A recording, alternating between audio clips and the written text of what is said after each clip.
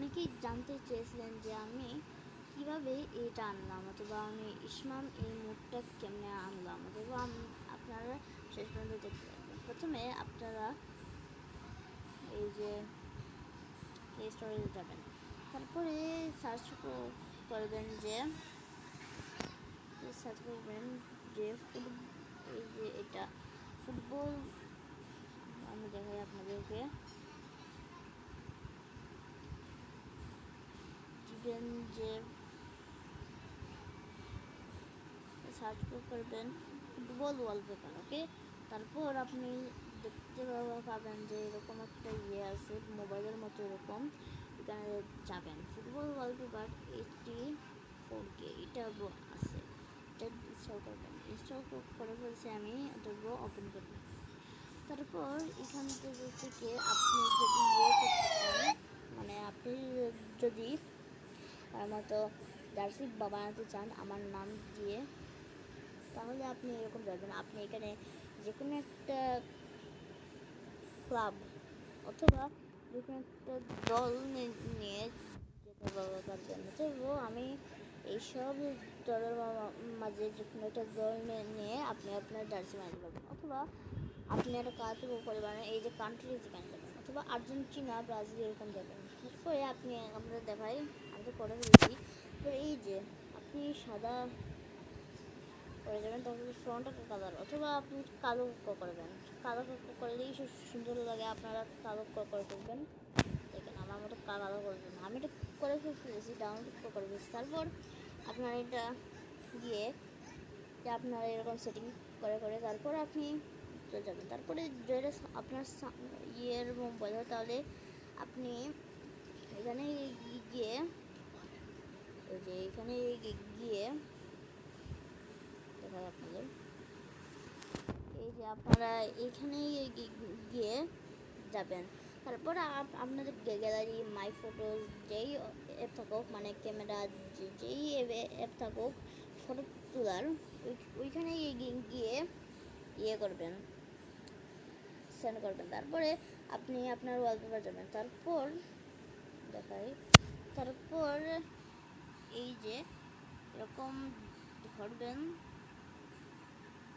আপনাদের এই যে এরকম ধরবেন। তারপরে এখানে আছে ওয়ালপেপার, তাহলে ওয়ালপেপার গিয়ে আপনি যা করবেন তা হলো এই যে মাই ফটোস, এখানে গিয়ে আপনি যেগুলো নিয়েছেন, অথবা এই যে আমি নিয়েছি, এটা নেওয়ার জন্য ট্যাপ করে এরকম দিবেন। তারপরে সেট ওয়ালপেপার শেষ, আপনার এই ওয়ালপেপার হয়ে যাবে।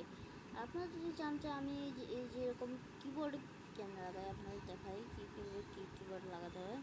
এই যে আছে না, এই দেখেন, যখন আমি কিছু লিখতে চাই তাহলে এরকম কিবোর্ড লাগে। যদি আপনি স্পেশাল কোনো কিবোর্ড চান তাহলে এরকম লাগাতে পারেন। এই যে আপনারা দেখবেন লিওনেল মেসি কিবোর্ড, বা যেই প্লেয়ার ওই কাস্টম কিবোর্ড, যেগুলো কিবোর্ড চান ওই জন্য এই দুইটা করতে হবে। আমি লিওনেল মেসি কিবোর্ডকে করে ফেলছি। তাহলে তারপরে হইল এই যে এথেমস, এই যে আছে না, এটা আছে না, এই যে এখানে যাবেন। যদি আপনি এই এখানে যাওয়ার পর আপনি দেখবেন কয়েকটা এসব পড়েছে, এখান থেকে যে কোনো লাগিয়ে নেবেন। ওকে, তাহলে লাগিয়ে নিলে তারপর আপনি এটা সেট অটোমেটিকলি হয়ে যাবে। তারপরে আপনি যান ইউটিউবে, না হয় নাই তো। ধরেন আপনি এই অ্যাপটা ডাউনলোড করাবেন না, এই অ্যাপ ডাউনলোড করবেন না। আমি এটা জানি না কেন হয়ে গেছে, আমি কিছু করি না। এই যে কাস্টম কিবোর্ড, এখানে গিয়ে আপনি যদি যে কোনটা চান এর আবার, তাহলে আমি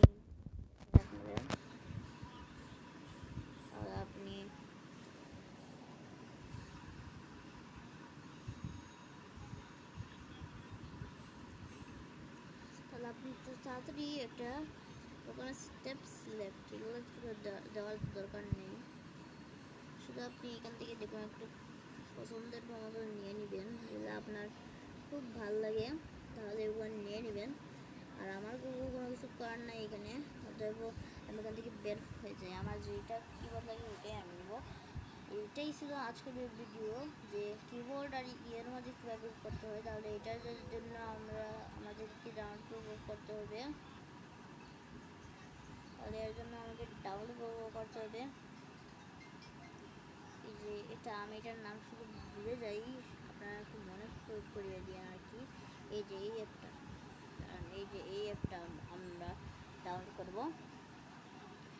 আর সরাসরি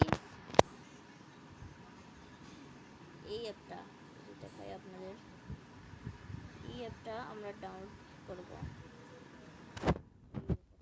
কিবোর্ড এই অ্যাপটা আমরা ডাউনলোড করব। অতএব এটাই ছিল আজকের ভিডিও। আর তারপর আমরা জানি যে এরকম অনেকেই করার চেষ্টা করবেন। তাহলে সবাইকে জানাই, যেহেতু আজকে ঈদ মিলাদুন্নবী, এর জন্য আমি 3টা ভিডিও বানিয়েছি। আপনারা এতে অনেক লাইক সাবস্ক্রাইব করবেন এবং শুভ ঈদ মিলাদুন্নবী যদি আপনি মুসলমান হয়ে থাকেন। তাহলে আসসালামু আলাইকুম ওয়া রাহমাতুল্লাহি ওয়া বারাকাতুহু।